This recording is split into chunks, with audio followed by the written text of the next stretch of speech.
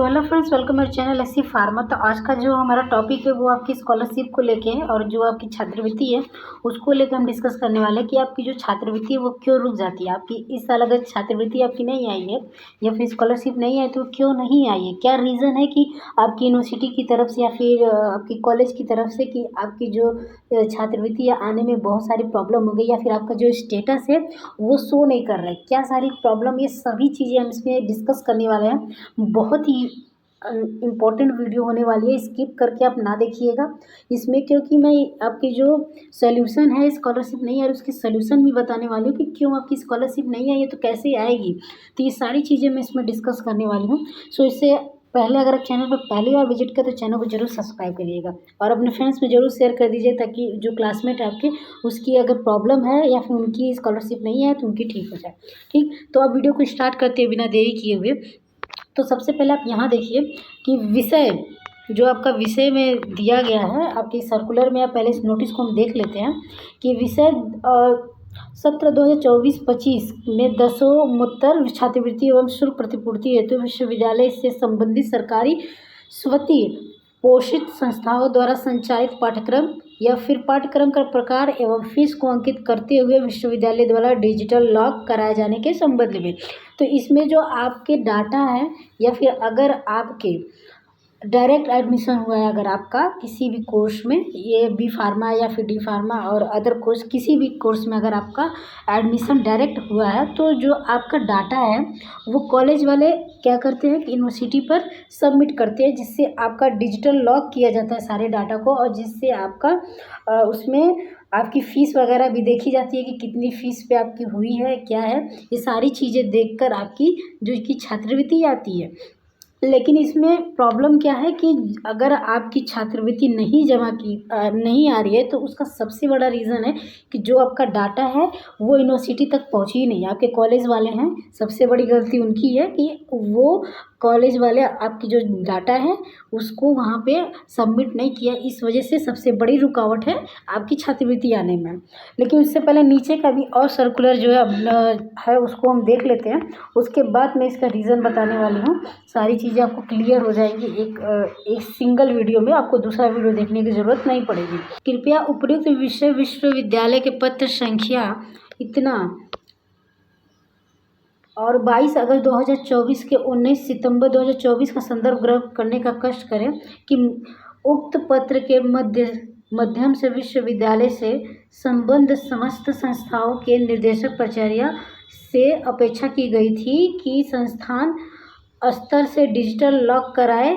कराते हुए उनके प्रिंट के साथ पाठ्यक्रम की समयावधि के अनुसार विश्वविद्यालय द्वारा प्रदान किया गया प्रत्येक वर्ष का संबद्धता पत्र शुल्क नियामक समिति द्वारा निर्धारित किए गए शुल्क की प्रतिपूर्ति को निर्देशक प्राचार्य से सत्यापित कराते हुए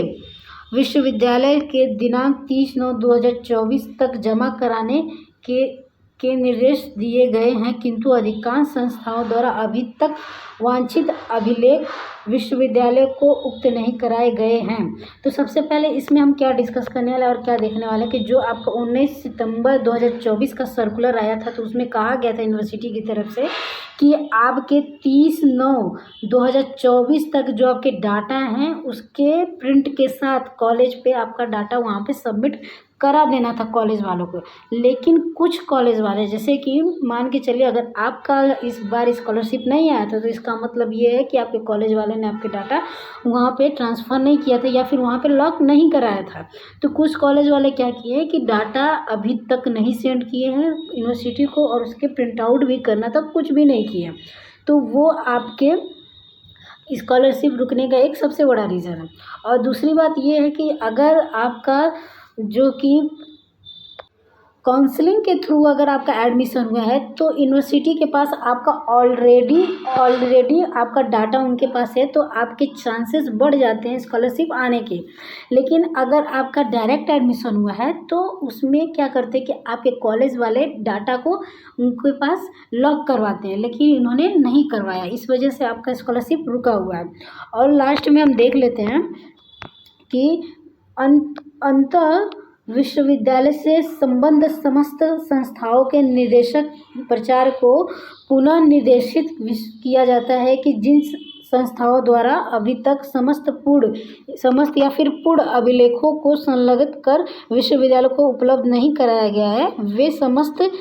संस्था अपने स्तर से समाज कल्याण पोर्टल पर लॉग की गई सीट व फीस के विवरण का प्रिंट समस्त पूर्ण अभिलेख या फिर निर्देशक या प्राचार्य से सत्यापित कराते हुए विश्वविद्यालय को दिनांक 20/10/2024 तक प्रेषित कराना सुनिश्चित करें ताकि विश्वविद्यालय द्वारा मास्टर डाटा लॉक किया जा सके। अन्यथा की स्थिति में संपूर्ण उत्तरदायित्व संस्थान का होगा। तो देखिए, ये जो आपका डाटा है कि ये आपके एक्विटीज के जो पोर्टल है उस पर सबमिट नहीं होता है। ये क्या होता है, समाज कल्याण जो आपका डाटा है पोर्टल है उस पर सबमिट होता है। समाज कल्याण पोर्टल पे ही आपका जब डाटा सबमिट होता है, सभी छात्र आप किसी भी बैच के हैं उससे नहीं मतलब है, आप किसी भी या फिर जो क्लास 12th के भी बच्चे होते हैं या फिर जो जिनकी भी छात्रवृत्ति आती है वो समाज कल्याण पोर्टल पे ही उनकी डाटा लॉक किए जाते हैं, तब जाके आपका वहाँ से जो कि आपकी स्कॉलरशिप रिलीज़ की जाती है। लेकिन वो क्या है कि आपकी यूनिवर्सिटी ही समाज कल्याण पोर्टल पे आपकी डाटा को सेंड करती है, लेकिन जब तक यूनिवर्सिटी पे आपके कॉलेज वाले आपका जो डाटा है उसको सेंड नहीं करेंगे तब तक कहाँ तक पहुँचेगी, इसलिए आपकी स्कॉलरशिप नहीं आती है। अगर जब आपका समाज कल्याण पोर्टल पर लॉक की जाती है तो आपका जो मास्टर डाटा है वो लॉक करने के बाद आपकी स्कॉलरशिप वहाँ से भेजी जाती है।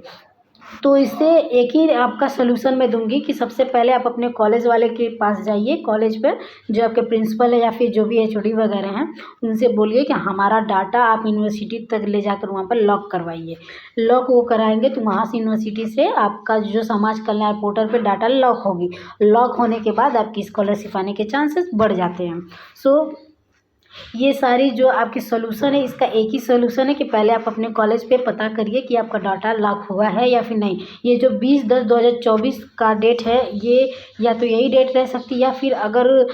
हो सकता है यूनिवर्सिटी आपके डाटा को इस डेट को भी बढ़ा सकती है, लेकिन आप इससे पहले आप खुद करा लें ताकि आपको आसानी रहे। सो ऐसे ही इन्फॉर्मेटिव वीडियो पाने के लिए हमारे चैनल को सब्सक्राइब जरूर करें, और कोई डाउट है तो आप जरूर हमें कमेंट्स में बोले, हम आपका रिप्लाई ज़रूर देंगे। थैंक यू फॉर वॉचिंग, मिलते हैं नेक्स्ट वीडियो में।